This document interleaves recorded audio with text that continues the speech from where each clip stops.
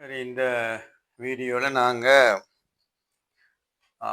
9வது 2025 எம்சிக்கு 9வது எம்சிக்கு பார்ப்போம். நீங்கள் எம்சிக்குகளை பார்க்கலாம். அதில் போட்டிருக்குது பரப்பளவு 25 சென்டிமீட்டரையும் 200 முறுக்குகளையும் உடைய ஒரு வட்ட சுருளின் தளத்திற்கு செங்குத்தாக ஒரு காந்தப்புலம் பிரயோகிக்கப்படுகிறது. 2 செகண்ட் எனும் நேர அடைவடையில் காந்தப்பாய அடர்த்தி 0.01 டெஸ்டாவிலிருந்து 0.05 டெஸ்டாவுக்கு சீராக அதிகரிக்கப்படும் எனின் சுருளினுடைய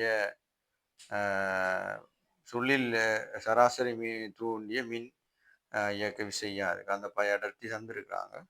2 பரப்பு தந்துருக்குறாங்க.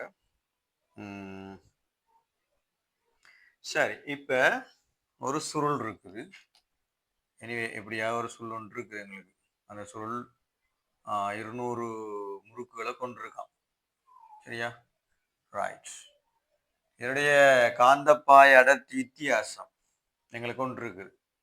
என்னுடைய அடர்த்தி வித்தியாசம் ஒன்று காட்டப்படுது. அப்போ அடர்த்தி வித்தியாசம் பி என்ற ஒரு ஏதோ காந்தத்தையோ வச்சு எதையோ ஒன்றை வச்சு நாங்கள் காந்தப்பாயத்தின் அடர்த்தியை நாங்கள் மாற்றலாம். சரிதானே? இதை நாங்கள் உள்ளே வெளியே நுழைப்பதன் மூலம் மாற்றலாம். அப்போ காந்தப்பாய அடர்த்தி மாற்றம் எங்களுக்கு அடர்த்தி மாற்றம் தந்திருக்காங்க.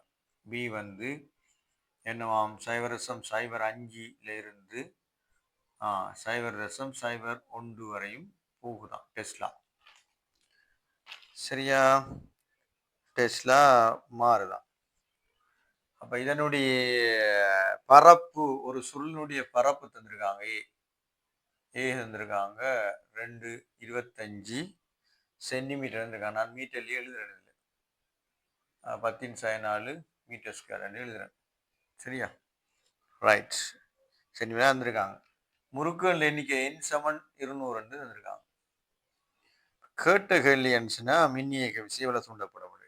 எங்களுக்கு இது தெரிஞ்ச விஷயம். பெருசா இதுலயே நாங்கள் சாம்பாடை போட்டு dπ/dt என்று போட்டோம்னா இந்த பையன்றது என்னவா இருக்கும்? எங்களுக்கு பையன்றது மைனஸ் BA முறுக்கள் எத்தனை முறுக்கள் இருக்கு n இருக்குது, கீழே T எடுக்கலாம். அப்போ இது எவ்வளவாம்? வித்தியாசம் 0.04 என்று ஒரு டெஸ்லா. பரப்பு 25×10⁴ மீட்டர் ஸ்கொயர்னு வந்துச்சு. முறுக்குகள் 200 வந்துச்சு. கீழ் எவ்வளவு நேரத்துக்கு இது மாறுதல் அடையுதுன்றதை எங்களுக்கு தந்திருக்காங்க.